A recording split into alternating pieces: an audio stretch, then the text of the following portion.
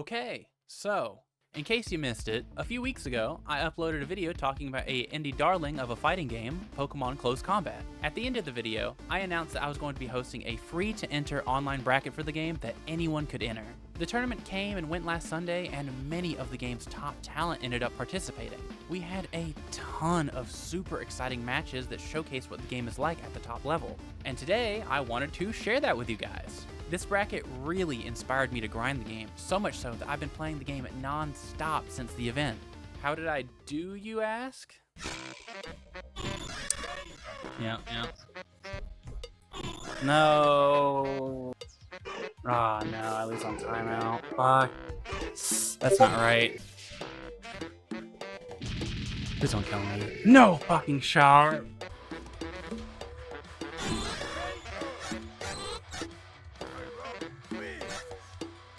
Choose your Pokemon.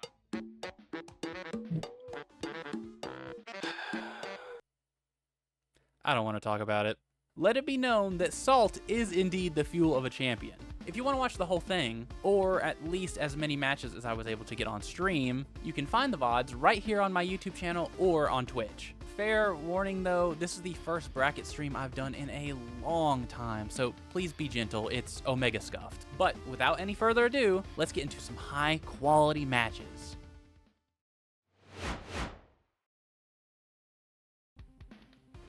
Alright, let's get into it. We got RNGG on the Mega Lopunny and Fireguy on the Slither Wing. You know, makes sense to be Fireguy on Slither Wing. Mega Lopunny is also a character that I don't see a ton of. I know that the big thing that Mega Lopunny is looking for, oh my goodness gracious, dude. I was going to say a big thing Mega Lopunny is looking for is they're trying to get those different attacks that give her stars, as you can kind of see in that top right over there.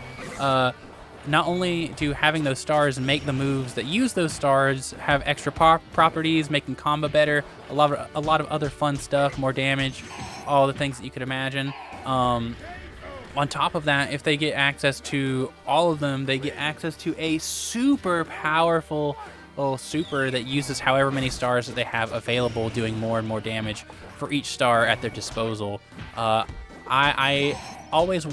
I haven't really seen a Mega Lopunny in action, so I'm curious to see if, oh my goodness gracious.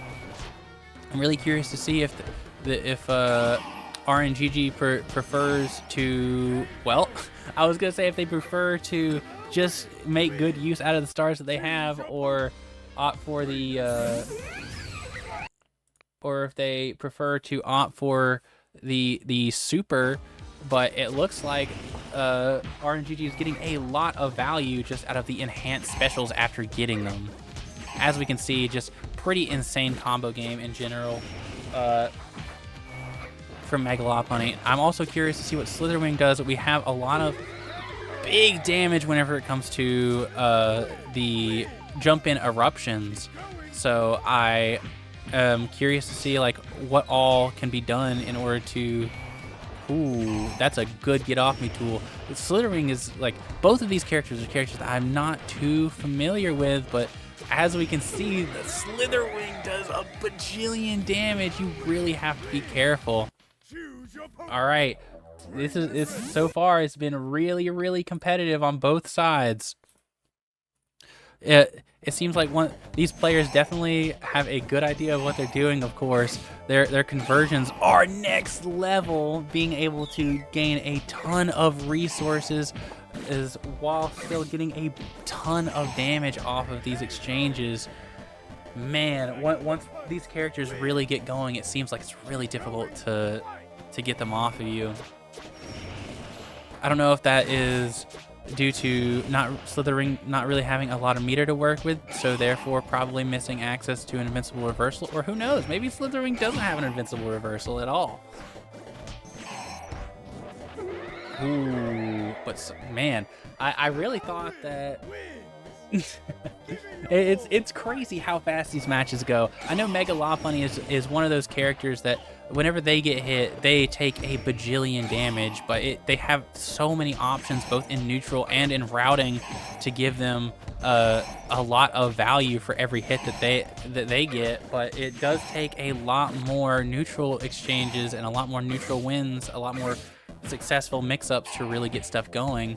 But if you are a good enough player, you're able to really take advantage and really keep people on their toes regardless. It is a really tough spot for Fireguy as he desperately tries to make sure that he doesn't accidentally walk into a hitbox like that, especially when you're on pressure. It can get really, it can become really easy to overextend your pressure and just get hit by a stray jab or just some fast normal or a reversal, and that can be the game. But as we go on to game 4, things are definitely taking a little bit more of a slower route. It looks like both players have kind of recognized that every time they've lost an exchange, it's kind of just snowballed into the rest of the round. That was a very good option to just keep Mega Lopunny off and ensure that, ooh, yeah, you can't be doing that. You can't be throwing projectiles in someone's face like that. Otherwise, you're going to eat a consistent parry dash forward punish. And it looks like that's all RNGG really needed to come back and close out that round.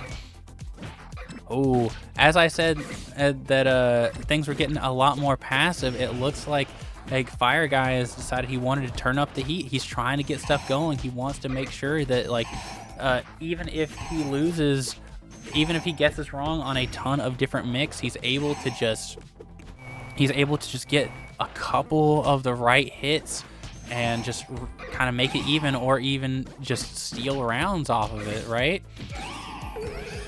Oh, there was the last resort. I was wondering if we'd see it this set. And even though the last resort didn't end up connecting, it looks like that was enough to close the set.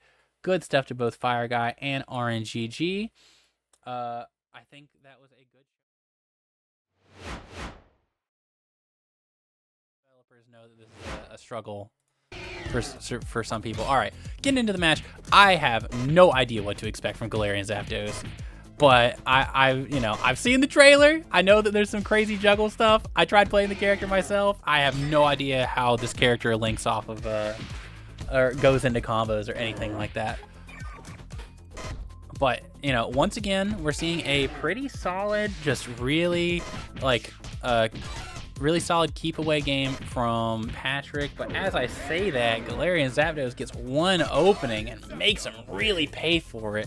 Just completely deleting that health bar. Oh my god, what? Get back here, bro. Get the fuck back here. Where do you think you're running off to? Oh, dude, I love the spike on Chesnaught. It's always such a fun pressure. I don't know how good it actually is, but just being able to completely cut off the ground in an area is just such a cool concept. Galarian Zapdos with the jump in, able to get out of the corner, but doesn't matter when Patrick is able to put on some pretty consistent damage. I know Galarian Zapdos is also a pretty squishy character, so every time that Chesnaught's able to keep him out, he's going to take a happy helping of damage, but it seems like that Glail is able to overcome that and take game 1. Hold on, I need to update the score. There we go. Up. All right, back into it. Didn't miss a whole lot, but Galarian Zapdos is in the corner. It's going to be really tough, especially if Patrick is able to keep on the pressure in the corner. But as I say that, Galarian Zapdos gets him back into the corner. Very, very fast character, very difficult to pin down. Not only having a run forward, but also a run backwards, as well as a dash. This character has quite a lot of movement options to keep you on your toes. Ooh, good parry, good parry. Whenever you're put into those situations where you hit with a cross up and it's plus on block, you really have to make sure your parries are on point. That's a big part of the RPS. being able to, ooh, that was almost a crazy call out. Did it just a little, let it rip just a little too early. So, you know, Glail was able to react to it, but going to take a pretty good chunk of damage. Like, this is really the dangerous thing for Glail whenever it comes to this matchup. Like, you can be evasive, you can be difficult to pin down, and you can have insane mix, but it really only takes like 3 or 4 interactions where you mess up or get caught, and you know, Chesnaught is able to take the round. Patrick takes game 2.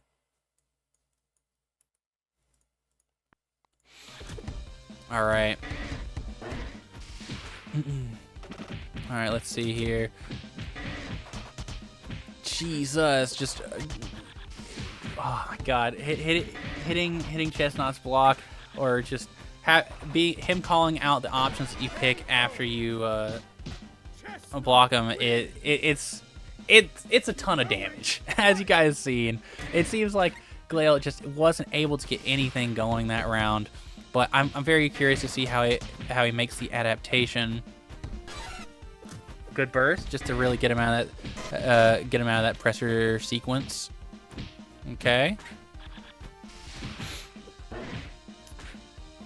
God, Patrick's defense is just so strong this game. Like, he's just blocking everything, and Chesnaught's just one of those characters with such high endurance that he really doesn't really have to guess as much with parry as other characters would, you know? Oh, whoops. Yeah, he can afford to block a lot of specials. He can afford to just kind of play really, really defensively without having to worry too much about like the endurance meter or a guard break, especially when you're fighting someone like Galarian Zapdos, who, you know, sure, his attacks hurt, especially when he has meter, but that, like, compared to what you get off of just a pretty solid like punish on a hasty option or poor mix-up, it can be like you really have to put in a ton of work as Glail to make up for it. You have to be on top of your mixes. You have to take advantage of all the options at your disposal.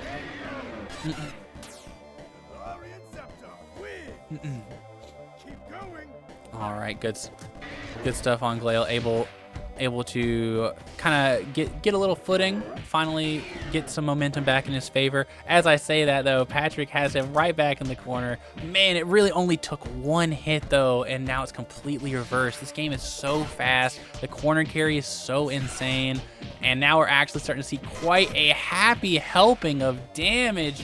I was under the impression that Galarian Zapdos really was not going to do all that much damage, but it would appear I'm mistaken. Sometimes it looks like when Galarian Zapdos has the meter on deck, and once he has like the setup that he needs, once he's got enough grabs, once he's landed enough sweeps, he's able to kind of like stay even. But the Chesnaught meterless damage, just as long as he has a berry, is able to consistently put out more. But that doesn't matter if you are just suffocating under the pressure that Glail's giving right now. Sometimes all it takes is just a few really good guesses. That was an amazing answer to that sweep. Being able to jump back and still get the overhead that goes into pretty strong damage. Oh, that's a good call out by Patrick, though. Oh, he's keeping it competitive, though. Ooh. Yeah, good block. Still in the corner. Whenever you're in the corner, you have to make sure that whenever you have them in that situation, you have to prioritize the corner. Galarian Zapdos is just going to be one of those characters that when they have space to run around, they become really, really difficult to catch. Above all else, you have to make sure that you're maintaining that corner. And we see that because Patrick wasn't able to do that, Glail takes the set and moves on to winners finals. I'm very excited to see how this goes. This is going to be a really tough match to follow. I'm letting you guys know now. But as we can see, you know, it's honestly starting a lot slower than I thought it would. Both players are being a little patient, but now it's kind of getting to that position where now it's getting to that position where as soon as one player gets an opening, as soon as like they get their advantage state going, they're definitely not backing off. They're gonna try to push their advantage as much as possible. Both these characters are very have very low health, as well as very low endurance. They just can't afford to play defensive. So whenever someone gets in, they have to try their best to block the insane mix that both of these characters can really dish out, right? And we'll see a lot of like kind of desperate EX moves, for example, from RNGG right there, that it is used in hopes to try to kind of wall off Galarian Zapdos and get the advantage state started. It's tough. This is a tough matchup where, like, ordinarily you're used to being the faster character. You're used to being the one with more options and just being able to like run people over. And especially since you kind of have low health, you don't really get a lot of practice whenever you're dealing with mix like Glail is putting out right now. Usually you'll die in just like a few key hits. So you don't really get a lot of practice dealing with other characters that are just able to run you down and keep you guessing just like this. Oh my god, that's so much damage. Oh, the weaknesses of these characters not really doing a whole lot of damage is completely negated whenever you consider that both of these characters are also really low health, you know? So we can expect some really fast matches with tons of mix, and honestly the defining factor of like what makes or breaks whether you win or lose in these types of matchups is just how good your defense is. How well are you able to withstand the pressure? Glail taking game 2, putting himself in a really good spot to go into grand finals. It looks like RNGG is really going to have to work on that defense. Really going to have to focus on trying to not let Galarian Zapdos get stuff going. But you know, sometimes it looks like if you get stuff going and you're the person who lands that first hit, it doesn't matter how bad your defense is if you're just able to run over them yourself, you know? Like I said, that's a big reason why defense is so important in this matchup. Just knowing what the safest option to go for that like gets them off of you without opening yourself up to like these big hits that we're getting. Oh, you're right. I forgot the banner.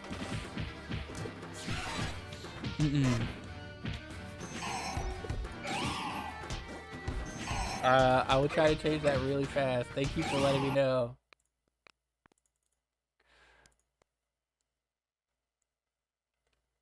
All right, there we go. All right, it's 1-1 right now. RNGG really has to try to make something work if he wants to stay in the winner's side. Like, RNGG was seeded to be the first place in this bracket, so this would be a little bit of an upset. I think Glail was also seeded quite highly, so it's definitely not impossible. Oh my god, I've seen that move do a billion damage. I guess because he only hit like a few hits of it. Oh my god! All right, good stuff on Glail, keeping it quite definitive.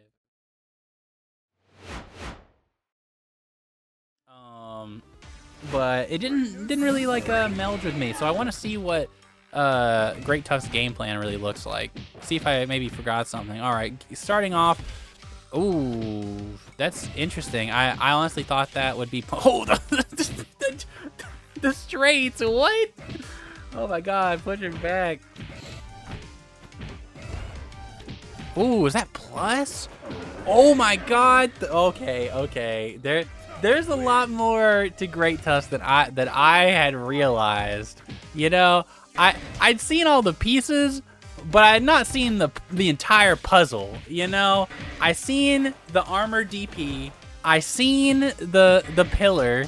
I had not seen all of it come together just yet. So, you know, as I say that though, it looks like Patrick is very determined to just wall him out and just prevent anything from happening. Man, so far for both of these rounds, both players have just got the other one in the corner, and it's just been curtains. I wonder if we're gonna see that same method in this game, and it looks like we're seeing a very similar. Okay. I didn't even know you could cancel that into grab. Okay, interesting play. All right, the round didn't end immediately after Cristo ended up getting Patrick into the corner, but Cristo was still able to, you know, ensure the match was still theirs.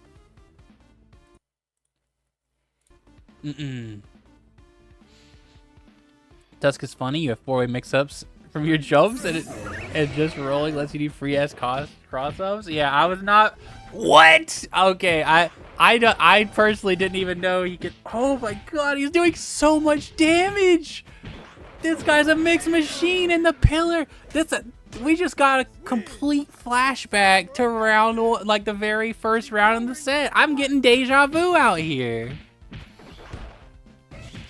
Oh my god, he's back in the corner. We already know what can happen in this situation. Patrick has to play really, really well in order to keep up in this matchup, it looks like. Because Cristo is just keeping him on the toes into the level 3. Oh my god. Alright, I know you guys probably know that's like... I know you guys are probably like, oh, that's another Tuesday combo. I've never seen this shit before. This is crazy. This is blowing my mind. I did not know Great Tusk had the dog in him like this. But as I say that, Chesnaught's trying his best to kind of get some form of ground. Patrick always plays best whenever he's able to keep neutral in a situation, but it looks like all it takes is one flop on Patrick's part for Cristo to just run away with the game. All right, but it looks like Patrick finally has a little bit of momentum, but now he's in the corner. This is tough. We've seen what's happened whenever Cristo has Patrick in the corner, games are lost, but now it's been the complete reverse. Chesnaught's dashes are just able to have so much corner carry that he was able, off of just very good defensive play, to, oh my god, that was a really good juggle conversion off the Thorn. In order to put another Thorn back down, you have to be really patient, especially when your character with as big as a hurt box as Great Tusk. You can't really afford to jump out of the corner without getting hit by the Thorn on the ground, right? And you can't afford to walk out, obviously. But now we're back in the corner. Ooh, the invincible level 3 coming out to... No way. Oh my god, I thought it was over. Is there a way? Is there a way? There's not. There's not. Cristo just ran away with that match. That was wild.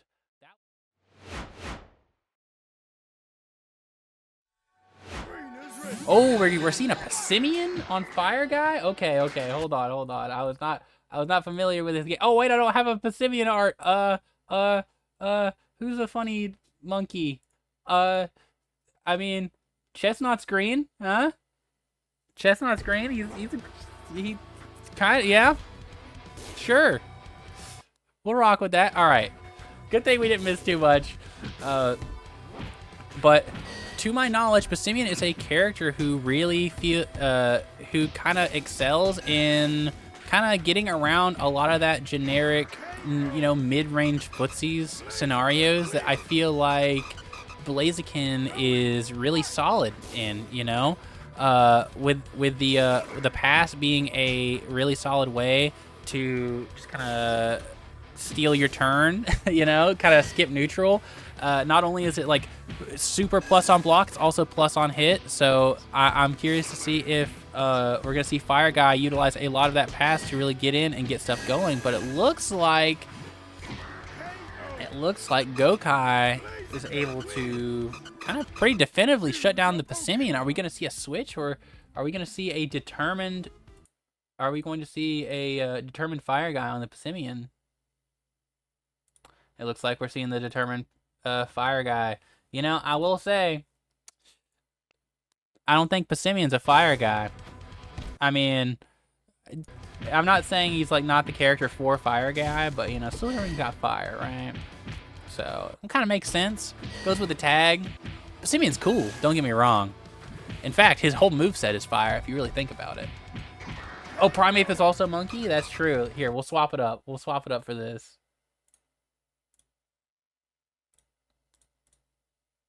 Here, we got 2 monkeys.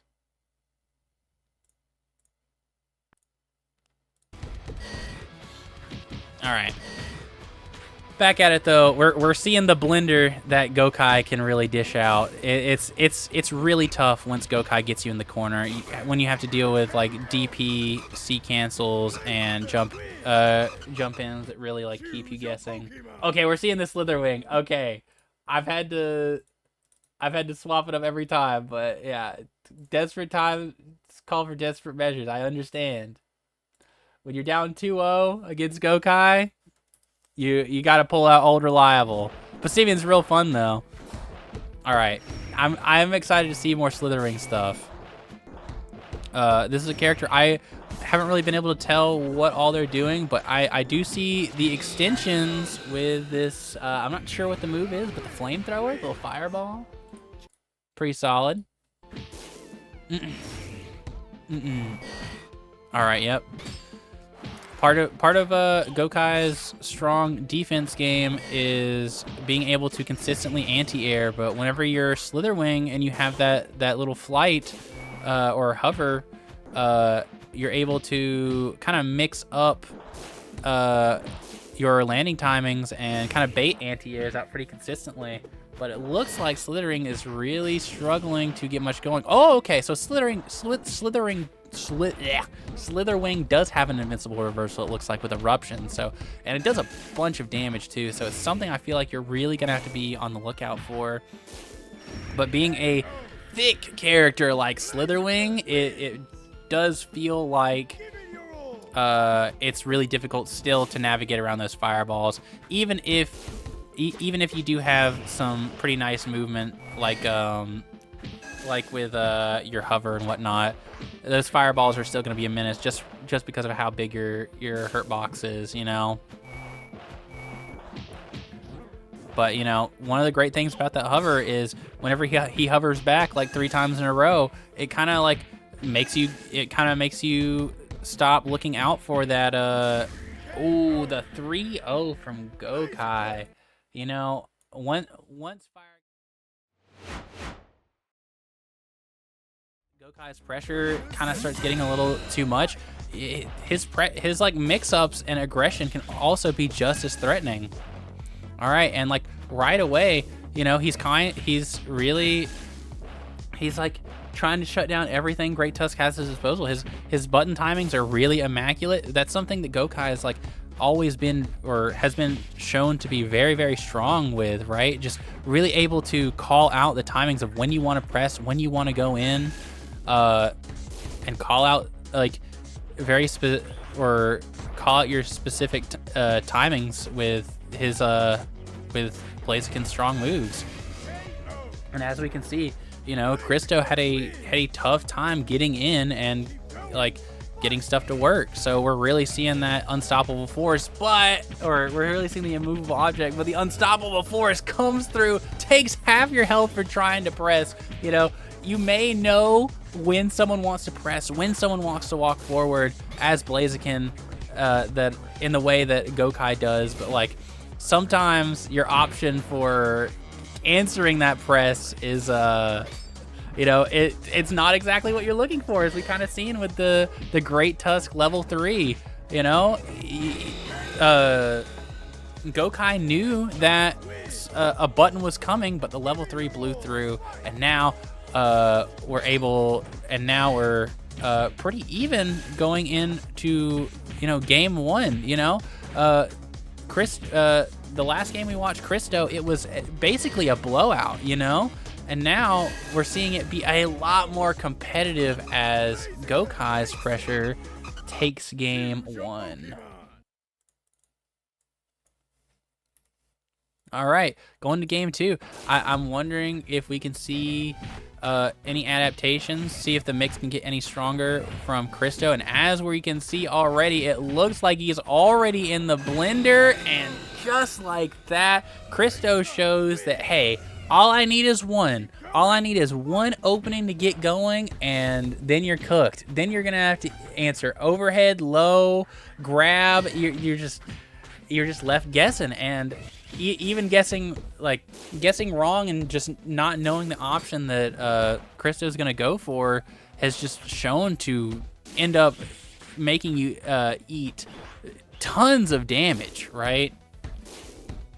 But now we're back in the area where Gokai really kind of wants to be. He's got you in the corner. Now his pressure and his turn is really starting to come through.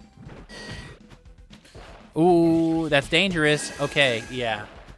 Gokai, once again, pretty solidly. Oh, he missed the Oki grab.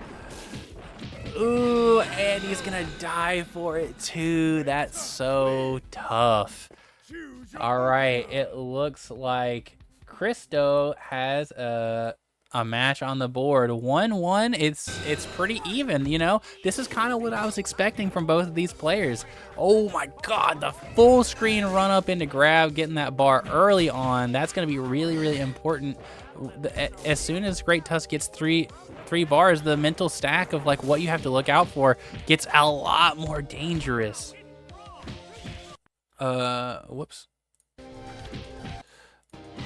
All right, I tabbed out to open chat again just to make sure I wasn't missing anything, and Cristo just ran away with the match. These Great Tusk mix-ups are just insanity.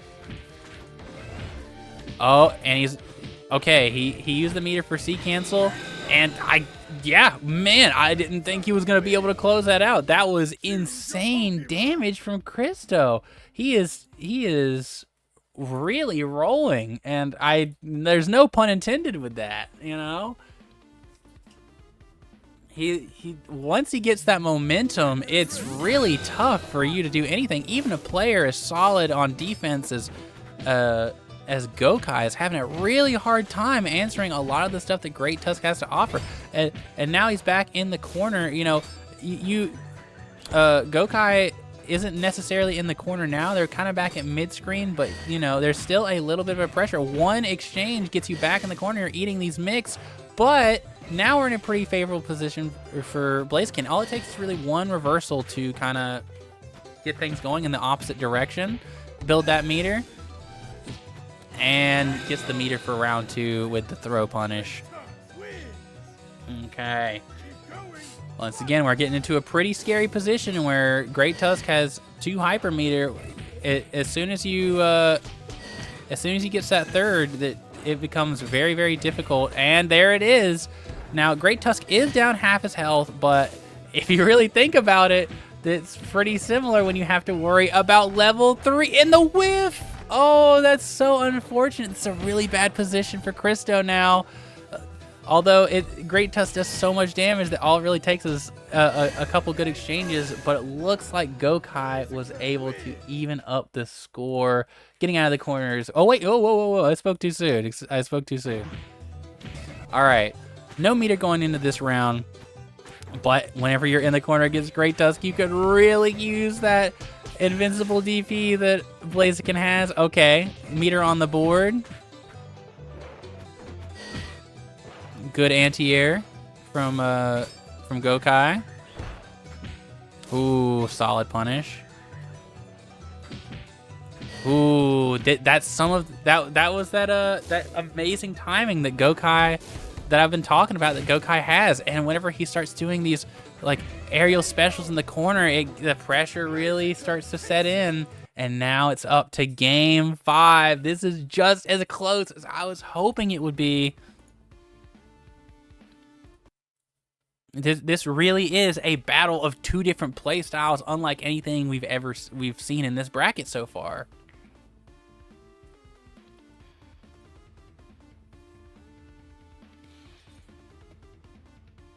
Yeah, this is very important for Gokai. He really does need to take a second, recollect himself, think about his game plan, what he's looking for, what Cristo is like more prominent to do, especially when you're a solid defensive player. These options are important to keep in your mind.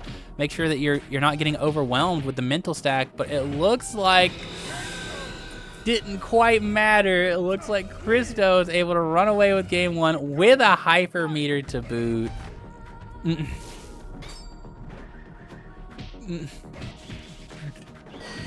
All right, solid. All right, solid damage coming out from Cristo. This is a pretty tough position to be in whenever you're in the corner. But oh, that was a great jump to get out of that situation. But now we're in a position where all of a sudden it's not mattering as much. Either way, both of these players, if they get just the right hit, they could end this round. And the armored reversal takes it. Man, that was an excellent set from both Gokai and Cristo. Both of those players played immaculately. I'm floored. That was the type of game I was looking for whenever I came down to showcasing what this game had to offer. Good stuff to both players as Cristo moves on. I'm very curious to see if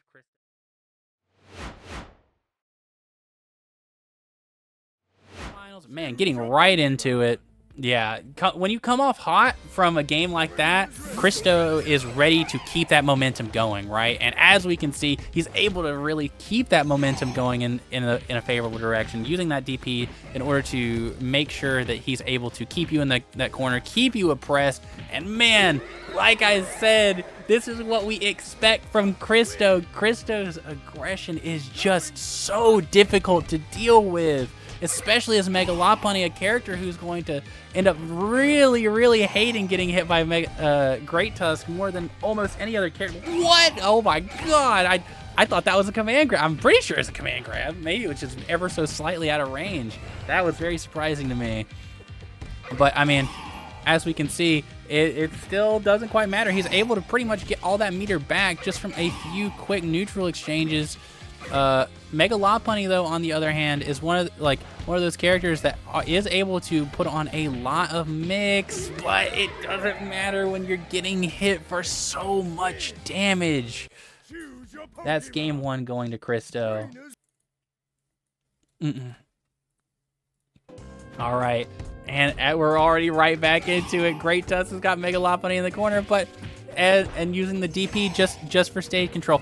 A very important thing whenever you're playing some of these characters with these DPs is that, like, above all else, you know that your win condition is keeping them in the corner.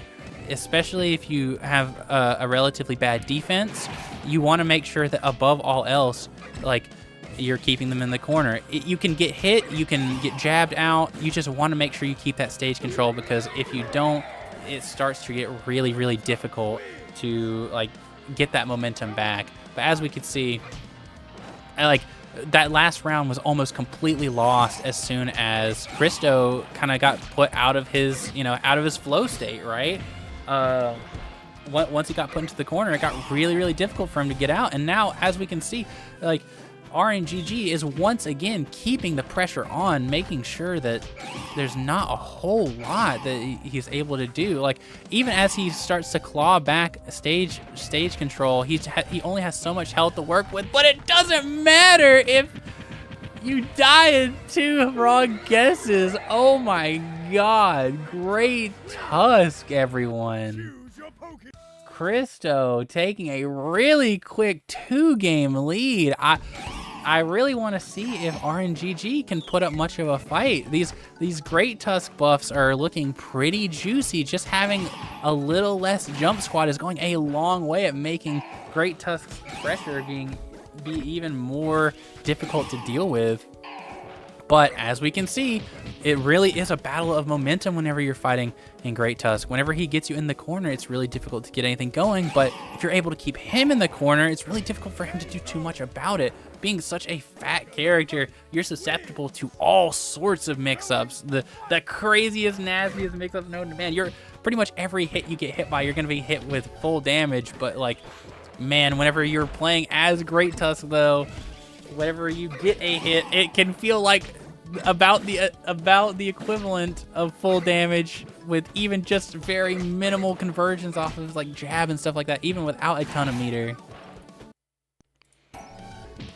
All right, so back in the corner. I mean, this is the hard part, right? This is what's really scary about.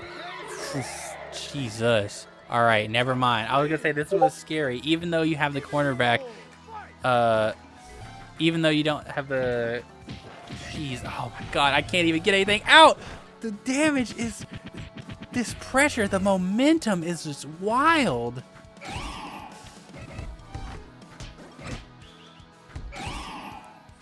Yeah, but what I was saying before is whenever you get out of the corner, even if you are able to kind of claw your way back, when you don't have a lot of health to work with, sometimes it doesn't matter. Ooh, but now we've gotten to a point where both players are about at the same health. I'm sure one good hit from either player will do it. RNGG able to clutch up that game. We have points on the board. RNGG will not go down without a fight. As we've kind of seen, all the matches where RNGG is able to really like keep things in his favor are the ones where things, you know, slow down a little bit. Like even if like the stage positioning is just neutral, that's way better than just being put in the corner by Great Tusk. Above all else, you just don't want to be in that corner against Great Tusk. But, you know, as I say that, this match has been pretty neutral so far, and Great Tusk is just consistent damage output. Seems like he's able to still put up quite a fight. But Mega Lopunny takes that first round as we go straight into round 2. Oh my God, it's already happening. This is what's scary, especially with the C cancel. Tons of damage coming out. Oh my God, you ate like 90 off of, and he only had to C cancel once. That's so much damage. Holy moly. All right, but now we're seeing signs of life as RNGG is really putting in work in this corner. Okay. Yeah, we're still in neutral. Great Tusk is at quite a life deficit, so you know, Cristo has to do quite a bit to come back. But I mean, I guess he's just not able to. It looks like we're going into 2-2. It is the game, set, and match. I'm just loving it at this point. But anyways, as we get into it, Great Tusk is already able to like frame one, get Mega Lopunny in the corner, and it's wait, what happened there? I'm not familiar with that, honestly. Ooh, wait a minute. We're seeing quite a bit of a momentum shift. Great Tusk does have a lot of meter on deck, though, so even one good hit honestly could kill Mega Lopunny here. All right, not quite, though. Not quite. We're saving that meter for next round. Mega Lopunny only has 3 stars on deck right now, so they're still going to be missing out on a bit of combo opportunities. I mean, I say that, but these extensions, they look quite crazy. All right. This is the big damage that we were talking about, though. The C cancel into. Ooh. With only 1 bar, you do so much damage. I mean, Mega Lopunny being such a frail character certainly doesn't help, but like it's just insane how much damage this character can put out with only 1 meter. There's just very select hits that you just cannot afford to get hit by. You know, you get hit by, yep, that's the exact hit you can't afford to get hit by. A little bit of a drop from Cristo's, hopefully that doesn't end up costing him the match, because this is round point, or this is the deciding round of the set, and there it is. The pressure was just so much to handle. Cristo blows through another opponent, but these matches... All right, who gets the bragging rights? That's, oh my God, they're speeding through these menus. Sped a little too fast. All right, both these players are hyperactive as hell, honestly. I'm very curious to see how these guys... Oh my God, Cristo already starting off with a super oppressive corner state. Yep, that DP making sure he stays in the corner. Build that meter for next round. That's a good investment. But was it a good enough investment? It looks like Glail is actually making him pay for that, for not just killing him straight up, but just not enough to prevent Cristo from taking that first round. But signs of life are starting to happen. We've seen the momentum shift in that match alone as Glail really starts to put on the pressure, keeps him in the corner, punishes the unsafe special. Ooh, Galarian Zapdos proving to be as difficult to catch as you'd probably imagine. But Great Tusk building that meter. Oh, the combo drop. Ooh, that could have been game. Oh, that is game. Okay. It didn't matter. But Galarian Zapdos being so tiny and like so difficult to pin down, I imagine combo drops like that happen pretty regularly in this matchup, honestly. But Cristo takes game one, looking pretty good, looking pretty solid. But you know, Glail definitely has not proven to go down without a fight already. There's been so many matches that Cristo has just kind of like blown through with like no chance for anyone to even like say anything. But Glail has proven that he's able to like contest it at least a little bit. Good burst. That's something that people definitely need to be doing more, especially against Great Tusk. Ooh, missed the super. Okay, but we got the meter back, and you're in the corner. This is tough. Oh, there's so many overheads back to back to back. Oh, the endurance meter's running a little low. You need to be careful. Galarian Zapdos could just make you pay for it. Oh, the wake up jab messed up the meaty. Unfortunate.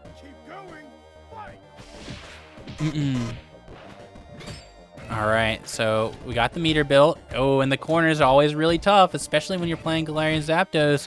You don't have anywhere to run. You can't take advantage of that of just how difficult you are to pin down. But as I say that, he quickly gets out of the corner, looking to reverse the situation and get stuff going, building some meter himself.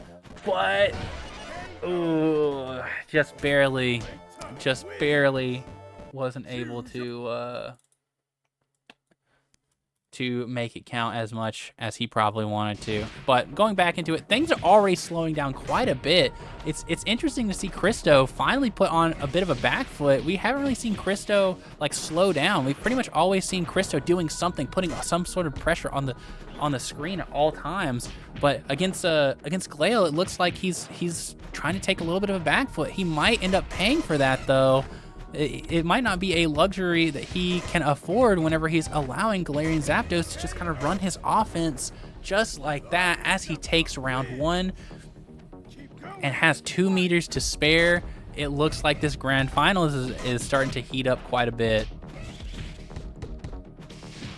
Yep, that's the very difficult to catch Galarian Zapdos that we all know and love. Ooh, doesn't get the anti-air super.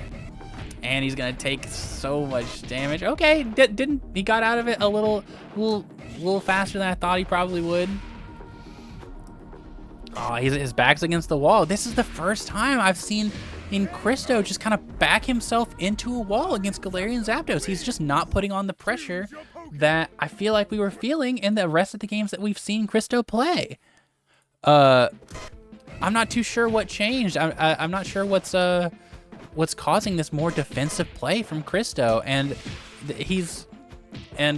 Glail is really trying to make him, pay for it. Finally, we kind of have signs of life back from Cristo, but can he make it work? Can he close out the round? Not quite.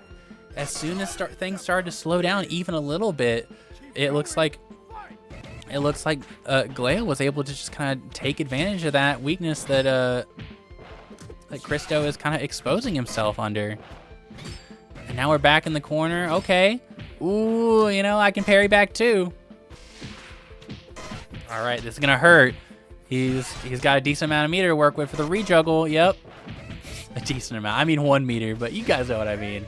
Oh, what an interesting way to anti-air Glail, evening up the score. Man, we've had so many game 5s go on. This is the mark of a great competitive game, when every game can be close, when players are able to put on such a good showing and not really steamroll nearly as much. Now, don't get me wrong, I love watching Cristo steamroll, but you know, at this point it's kind of looking like Glail is starting to steamroll him back. He's kind of getting a taste of his own medicine whenever Glail is just kind of running this hyper oppressive offense, and it doesn't really seem like Cristo can get much going. Oh, what a good answer. I had not thought about that. As soon as you see him rolling, like that's a really good way to just shut down any option he does. Great Tusk loses the ability to block directly out of his roll, so being able to answer with that super and having it last so long will allow it to cover so much. But you know, it looks like Glail is our bragging rights champion. Congratulations, Glail. I was a huge fan of watching everyone play. I honestly was starting to think that Cristo was not able to be stopped. You know, it was quite impressive seeing just how effectively Cristo was able to run through everyone, but Glail was able to kind of like make him respect him a little bit, make him play a little bit more defensively.